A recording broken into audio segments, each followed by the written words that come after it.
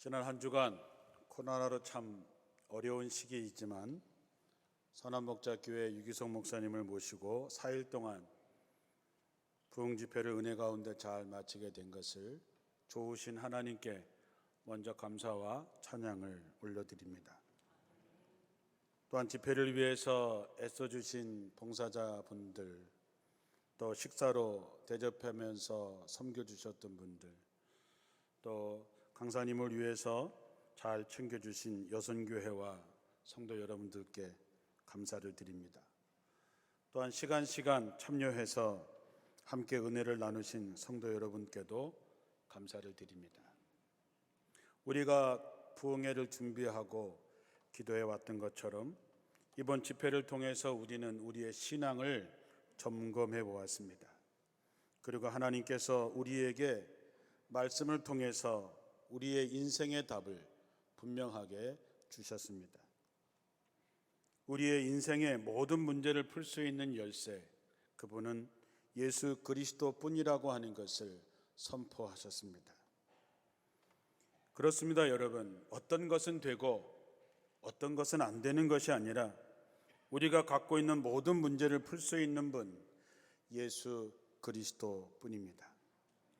이제 여러분 모두가 다 이 믿음을 굳게 하시고 든든히 세워가기를 주님의 이름으로 축원합니다. 이제 우리의 신앙은 구체적이어야 됩니다. 그리고 확실해야 됩니다. 그리고 현실적이어야 됩니다. 내가 하나님의 말씀에 순종하고 그 말씀을 내 삶에 적용시키고 그 적용된 그 삶에는 하나님의 역사와 하나님의 기적이 나타나야 됩니다. 그러기 위해서는 예수님이 내 안에 계시다고 하는 것을 확실하게 믿고 이제 나는 그리스도와 함께 십자가에 못 박아 죽고 이제는 내가 사는 것이 아니라 내 안에 그리스도가 내 삶을 주관할 수 있도록 주님이 나를 인도할 수 있도록 하고 나는 그 말씀에 순종하고 따라갈 때에 하나님께서 우리 삶에 적극적으로 개입하시기 시작한다라고 하는 것이죠. 이제 답은 주어졌고 이제 여러분이 어떤 선택을 할 것이냐 하는 것은 여러분의 몫입니다. 여호수아가 이스라엘의 장로들과 백성들을 모아놓고 이렇게 얘기합니다. 여러분 이제 하나님을 경외함에 있어서 온전함과 진실함으로 하나님을 섬기십시오. 너희가 강 저쪽에서 또는 애굽에서 섬기던 신들을 이제는 치워버리고 하나님만을 섬기십시오. 만일 하나님만을 섬기는 것을 마음에 들지 않거든 그러면 너희 조상이 강 저쪽에서 섬기던 신을 섬기든지 아니면 너희들이 사는 아모리 족속 사람들이 사는 곳에 신을 섬기든지 너희가 택하라. 나와 내 집은 오직 하나님만을 섬기겠다 했습니다. 이제 여러분이 어떤 선택을 하실 거냐, 어떤 결단을 할 거냐, 그것은 여러분의 몫입니다. 오늘의 이야기는 예수님께서 예루살렘에 올라가시면서 양문 곁에 있는 베데스다라고 하는 연못 주변을 지나가시게 되었습니다. 베데스다라고 하는 말의 의미는 긍휼의 집, 자비의 집, 은혜의 집이라고 하는 뜻을 가지고 있습니다. 예수님 당시에 예루살렘에 큰 두 연못이 있는데 하나는 베데스다 연못이고 하나는 우리가 또한 많이 들어본 실로암 연못입니다. 베데스다 연못은 세밀하기보다는 물 저장고였습니다. 그래서 실로암보다 훨씬 더 깨끗하고 오래전서부터 치료를 목적으로 사람들이 많이 찾던 곳이었습니다. 이 베데스다 연못 주변에는 별별 환자들이 모였습니다. 그것은 때때로 주의 천사가 못에 내려와서 물을 휘젓는데 물이 움직일 때에 맨 먼저 들어가는 사람은 무슨 병에 걸렸든지 낫기 때문이라는 얘기가 있었기 때문입니다.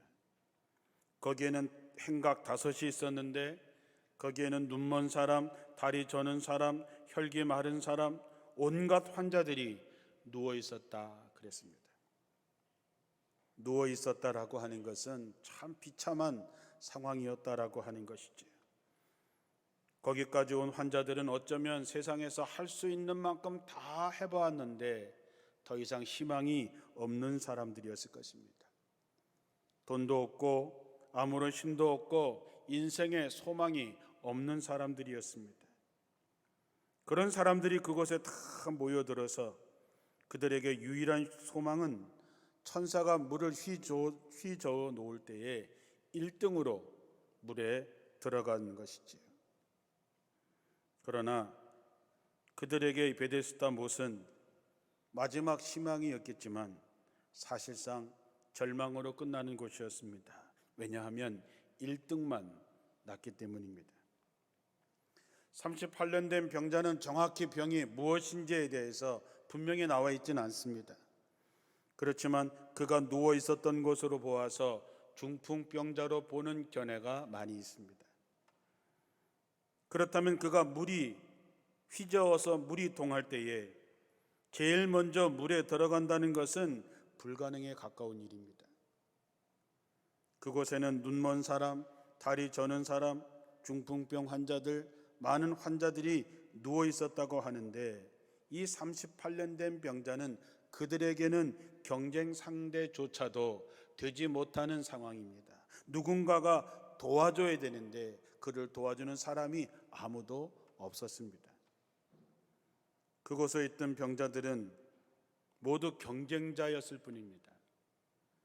각자 병을 가지고 아픈 몸이기 때문에 서로 돕고 섬겨줘야 하는데 그렇지 못했습니다. 왜냐하면 1등으로 들어가야지만 자기 병이 나을 수 있기 때문에 그 사람들은 서로 경쟁 상대가 되고 서로 경계하는 사이였으니 분위기가 어땠을까요?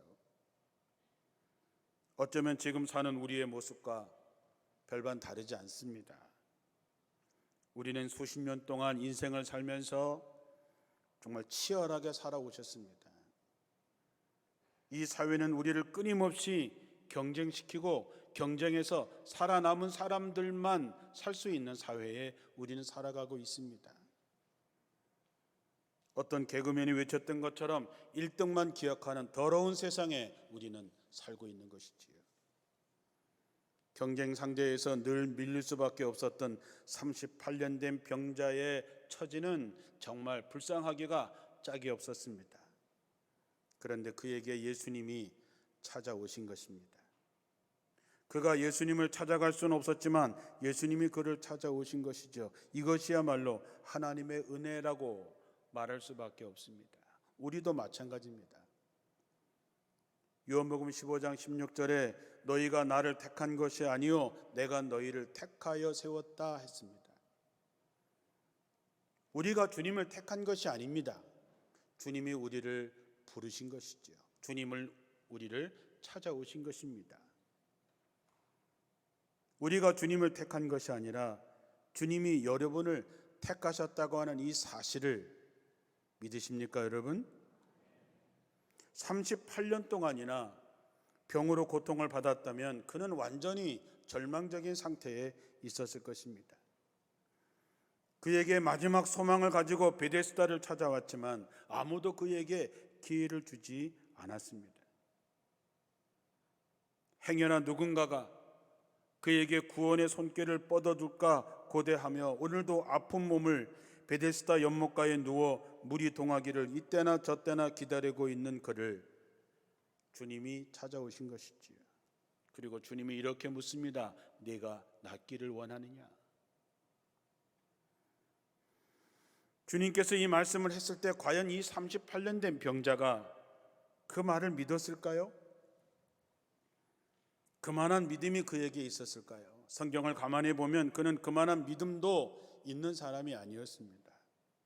그랬겠지요. 만약에 예수님한테 가면, 예수님을 찾아가면 자기 병이 나을 수 있다라고 하는 믿음이 있었다면 아마 그는 무슨 수를 써서라도 예수님을 찾아갈 수 갔겠지요.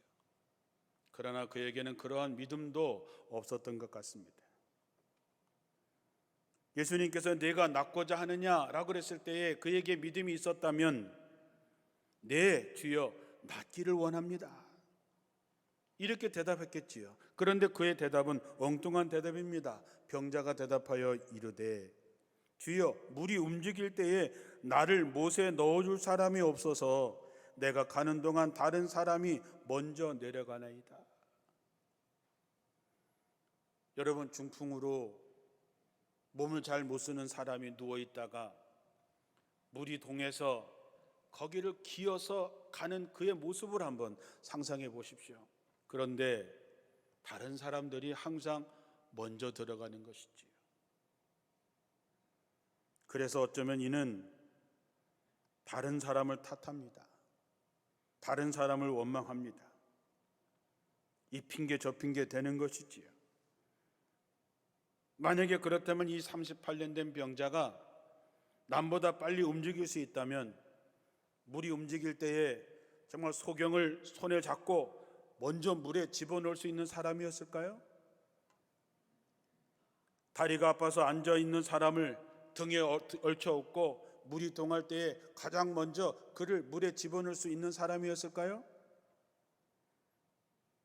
38년 된 병자 자신도 그럴 마음이 아마 전혀 없으면서 다른 사람이 자신을 물에 넣어주지 않는 것에 대해서 원망하고 있는 것을 보게 됩니다. 속으로 이렇게 생각했겠지요. 너희들만 없으면 내가 먼저 못에 들어갈 수 있을 텐데 라고 하는 마음과 남보다 먼저 갈 수 없는 자신의 처지가 얼마나 원망스러웠을까요? 경쟁 체계에서 인생을 살아가는 우리도 별반 다를 바가 없습니다. 우리는 그동안 나보다 앞선 사람을 시기하고 원망했습니다. 내가 힘들고 어려운 것은 남의 탓을 하면서 살아왔습니다. 마치 38년 된 병자가 자신의 병에 낫지 못한 원인이 자신을 못에 넣어줄 사람이 없었고 자기보다 먼저 들어가는 사람 때문이라고 하는 것과 같습니다. 베데스다 연못의 현장은 지금 우리가 살아가고 있는 세상과 다를 게 하나도 없습니다. 베데스다 연못가에 있는 많은 환자들은 오늘을 살아가는 우리들의 모습과 별반 다르지 않습니다. 그런데 예수님께서 오늘 베데스다 못에 38년 된 병자와 오늘을 살아가는 우리들에게 참된 신앙이 어떤 것인지를 가르쳐주고 계십니다. 오늘 주님의 이곳에 오셔서 오늘 찾아온 여러분에게 묻습니다. 내가 낫고자 하느냐? 내가 38년 동안 갖고 있는 그 아픈 그 고통의 문제를 해결받기를 원하느냐? 예수님께서 이렇게 물어보신 뜻은 뭘까요? 예수님께서 항상 묻습니다. 내가 낫고자 하느냐? 내가 내게 무엇 해주기를 원하느냐? 그렇게 물으시는 그 속뜻은 뭐가 있습니까? 그것은 그겁니다. 내가 네 병을 고쳐줄 줄로 내가 나를 믿느냐라고 하는 것입니다. 내가 내게 무엇 해주기를 원하느냐 했을 때는 내가 원하는 것을 내가 해줄 수 있다고 너는 믿느냐라고 묻는 것입니다. 믿는다면 한마디면 되겠죠. 네, 낫기를 원합니다. 주님께서 원하시면 할 수 있음을 내가 믿습니다. 믿음이 있는 사람은 그 한마디면 됩니다. 누구 때문에, 쟤 때문에, 저 사람 때문에 환경이 이래서 저래서 핑계댈 이유가 하나도 없습니다. 주님 한 분이시면 충분하기 때문이죠. 여러분은 어떠십니까? 이번 부흥회를 통해서 분명히 말씀을 들었습니다. 주님 한 분이면 충분합니다. 주님만이 우리의 희망이요 열쇠라고 하는 것이지요. 세상의 가장 큰 병은 절망의 병입니다. 우리가 코로나라고 힘든 상황을 살아가면서 현실적인 절망스러운 상황이 생기지요. 마음의 절망도 있습니다. 둘 다 어려운 것이지요. 혹시 여러분 중에서 오늘 절망 중에 계신 분이 계십니까? 아픔을 가지고 계신 분이 있습니까? 오래된 고통의 문제를 가지고 힘들어 하시는 분들도 있으실 것입니다. 소위 자비의 집, 은혜의 집, 긍휼의 집이라고 하는 베데스다는 오늘날의 교회라고 한번 생각해 봅니다. 그런 자비의 집, 은혜의 집, 긍휼의 집이라고 하는 교회 안에는 어떤 사람들은 삶의 무게가 너무 무거워서 누워 있어야 하는 사람들이 있습니다. 어떤 사람들은 38년 된 병자처럼 자신의 갖고 있는 문제를 해결하지 못하고 그 문제로 여전히 고통 가운데 있는 사람들도 있습니다. 어떤 사람들은 현실의 벽 앞에서 비전도 갖지 못한 채 삶의 길에서 비틀거리고 계속해서 넘어지고 실패하는 사람들, 깊은 한숨만 쉬는 사람도 있을 것입니다. 그토록 오랜 세월 동안 은혜의 집에 있으면서도 아무런 도움을 받지 못하고 비참한 상태에 머물러 있는 병자의 모습이 우리들의 모습일지 모릅니다. 우리들의 모습은 마치 베데스다 연못가에 있는 사람들과 같습니다. 연못가에 어떤 사람이 있었습니까? 앞을 보지 못하는 사람들이 있었다 그랬습니다. 제가 여러분들에게 가끔씩 묻지요. 무엇이 보이십니까? 여러분의 눈에는 무엇이 보이십니까? 우리가 시각적으로 사람들을 보이고 이렇게 보이는 게 아니라 정말 영적으로 여러분들의 눈에 보이는 것이 무엇입니까? 교회는 수십 년 다녔지만 38년 동안 교회 다녔지만 하나님의 나라를 보지 못하는 영적인 소경들이 있습니다. 하나님을 보지 못하지요. 자신을 보지 못하죠. 가족들을 보지 못합니다.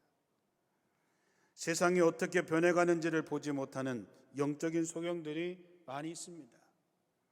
그러면서도 계시록 3장에 나오는 말씀처럼 나는 부자라 부유하기 때문에 부족함이 없다고 자랑합니다. 그러나 주님이 보실 때 어떻게 보십니까? 너는 참 곤고하고 가련하고 가난하고 눈멀고 벌거벗은 것을 알지 못하는 영적인 소경이라고 얘기합니다. 벌거벗은 수치를 볼 수 없는 사람들이라고 하는 것이지요. 그래서 예수님께서 말씀합니다. 내게서 불로 연단한 금을 사서 부요하게 하고 흰옷을 사서 입어 벌거벗은 수치를 보이지 않게 하고 안약을 사서 눈에 발라 보게 하라.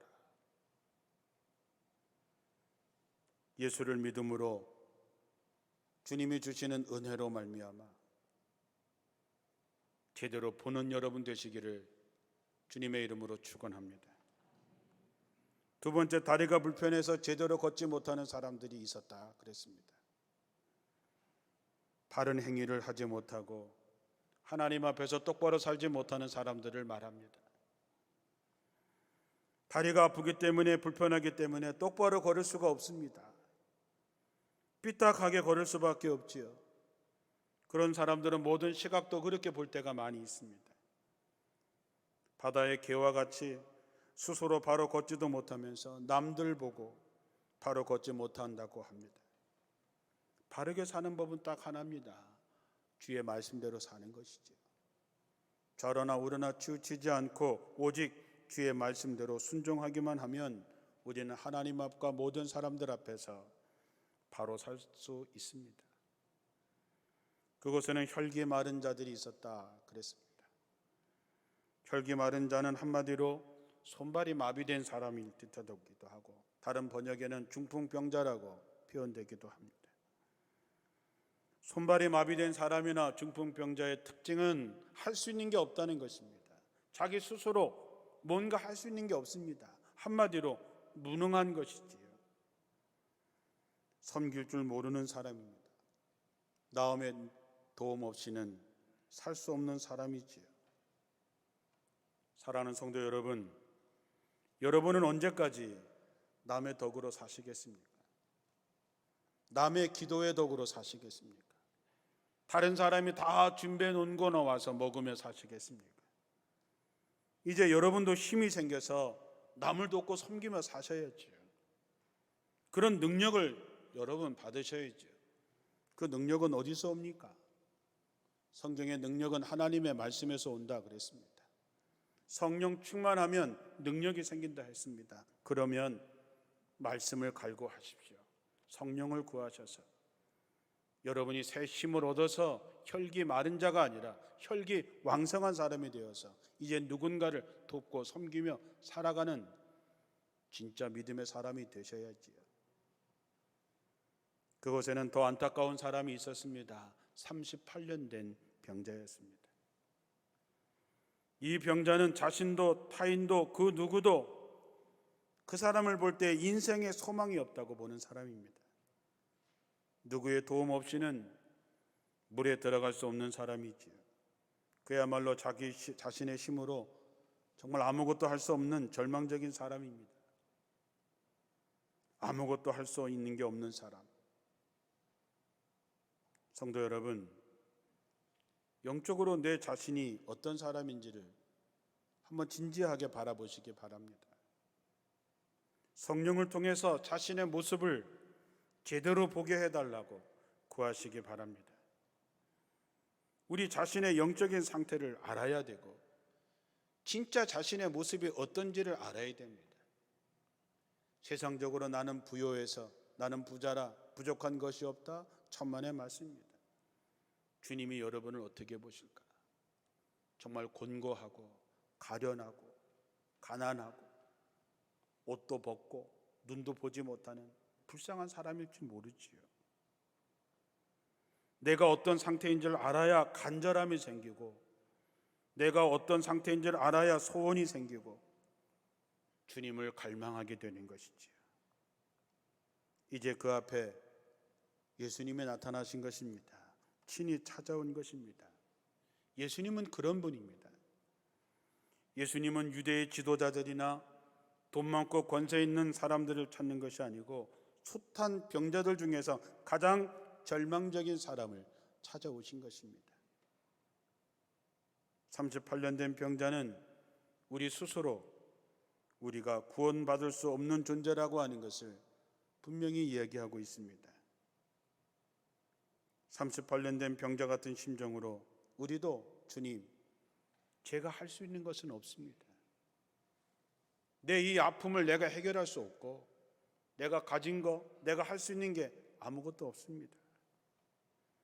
내가 누군가를 의지해 왔지만 그가 네 문제를 해결해 주지 못했습니다. 그렇게 고백하게 될 때에 주님은 여러분을 만나러 오십니다. 주님이 찾으시는 사람들이 의인이 아니라 병든 자를 위해서 오셨다 하셨습니다. 약한 자를 위해서 오셨습니다. 여러분이 약한 자임을 알 때에, 수치스러운 사람인 줄 알 때에, 할 수 있는 것이 아무것도 없는 사람임을 고백할 때에 주님이 여러분을 만나러 오시는 것이지. 주님은 38년 된 병자를 고치러 오신 것입니다. 도와주러 오신 것이지요.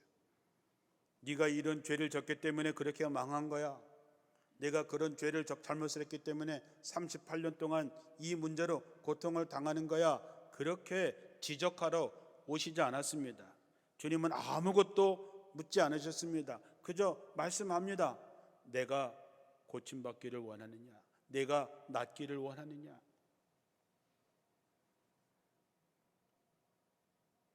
인간적으로 가능하지 않던 사람을 예수님은 가능한 존재로 변화시키십니다. 이번 부흥회를 통해서 예수와 동행하는 사람이 어떤 사람이라 했습니까? 주님이 내 안에 계시다고 하는 것을 확실히 믿는 사람입니다.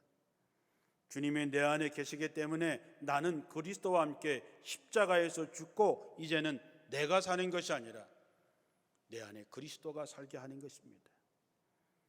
예수님이 내 안에 손님으로 사는 것이 아니라 나의 주인이 되어서 살게 하는 것이지요. 그런 사람은 자기 마음대로 살지 않습니다. 함부로 얘기하지 않습니다. 항상 주님께 묻고 주님의 인도하심에 따릅니다. 그러면 주인 되시는 주님께서 여러분의 인생의 문제에 개입하시는 것이지요. 주님이 개입하지 않는 인생에 희망이 있을까? 모든 것이 헛되다 성경은 말합니다. 우리는 그동안 내가 어떻게 해서든지 수단과 방법을 가리지 않고 물이 움직이기 시작하면 제일 먼저 들어가기 위해서 죽기 살기로 살아왔습니다. 나를 도와주지 않는 사람을 원망하고 살았습니다. 나와 경쟁하는 사람들로 삼았습니다. 그 결과가 어떻게 됐습니까? 참혹한 결과를 맞이했을 뿐이지요. 이제 주님이 우리를 찾아오셨습니다. 그리고 단도직입적으로 우리에게 문제의 핵심을 물으십니다. 아무개야, 네가 낫기를 원하느냐? 네가 낫고자 하느냐? 이 문제가 해결되길 바라느냐? 이 질문은 내가 너를 고칠 수 있는데 내가 그렇게 될 줄로 믿느냐라고 하는 것이지요. 사랑하는 성도 여러분, 여러분은 뭐라고 대답을 하시겠습니까? 네가 낫고자 하는 주님의 질문에 간절한 소원으로 낫기를 원합니다. 주님이면 능히 제 문제를 해결할 줄로 믿습니다. 내 자식의 문제를 주님께 맡깁니다. 내 먹고 사는 문제, 내 모든 문제를 주님께 맡깁니다. 주님이 개입하셔서 이 문제를 해결해 주실 줄 믿습니다. 이 고백이 있어야 된다고 하는 것이지요. 여러분, 38년 동안 병들어 누워있는 사람이나 사도행전 3장에 나오는 나면서부터 안진뱅이가 됐든 한 번도 걸어보지 못한 사람에게 주어진 말씀은 일어나 걸으라 였습니다. 예수님께서 직접 내 자리를 들고 걸어가라 라고 하시든지, 베드로를 통해서 나사렛 예수 그리스도의 이름으로 일어나 걸으라 하든지, 그들이 정말 듣고 싶은 진짜 문제 해결은 일어나 걷는 것입니다. 여러분은 어떻게 하시겠습니까? 일어나 걸으시겠습니까? 예수 그리스도의 이름으로 일어나 걸으라 했을 때 아멘 하고 걸을 수 있겠습니까? 순종이 쉽지 않습니다. 여러분, 38년 동안 할 거 다 하고 재산 다 탕진하고 아무것도 남아있지 않고 자기 힘으로 아무것도 할 수 없이 누워있는 사람에게 일어나 자리를 들고 가라 했을 때 네 하고 일어날 수 있는 사람이 몇 명이나 있겠습니까? 그동안 해볼 거 다 해봐도 안 됐는데 어떤 분이 오셔서 일어나 걸어라 했다고 네 할 수 있겠습니까? 나면서부터 한 번도 걸어보지 못한 안진뱅이가 나사렛 예수 이름으로 일어나 걸으라 했을 때 아멘 하고 일어나서 걸을 수 있겠습니까? 밤새도록 한 마리도 고기 잡지 못한 베드로가 예수님께서 깊은 곳에 가서 그물을 내리라 했을 때 아멘 하고 가서 그물을 내리는 것이 쉬웠겠냐 하는 것이지요.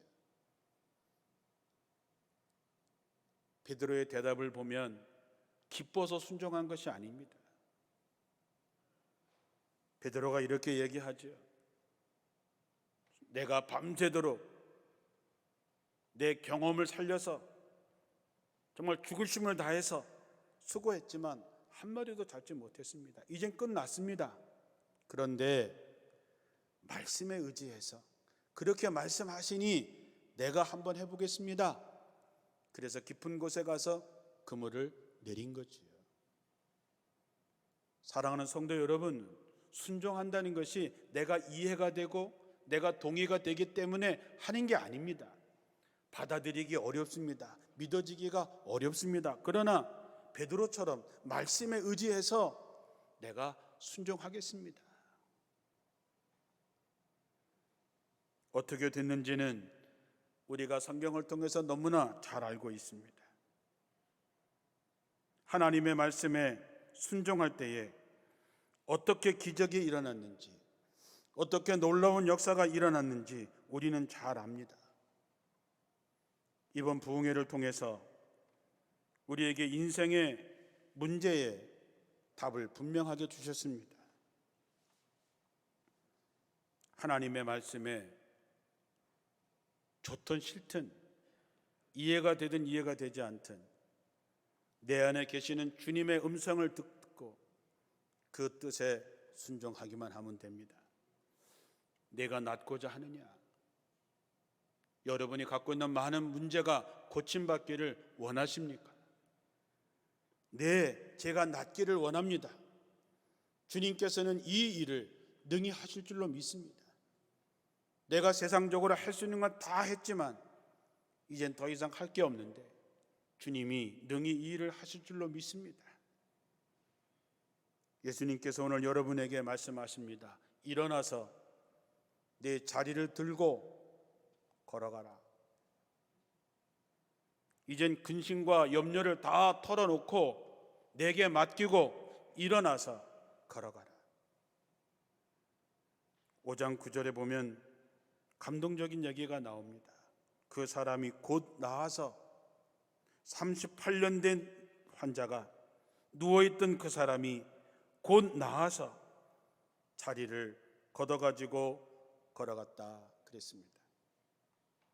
이제 여러분이 갖고 있는 모든 문제들을 걷어가지고 일어나 걸어가는 살아있는 또 다른 역사의 주인공들이 되시기를 주님의 이름으로 축원합니다. 기도하겠습니다.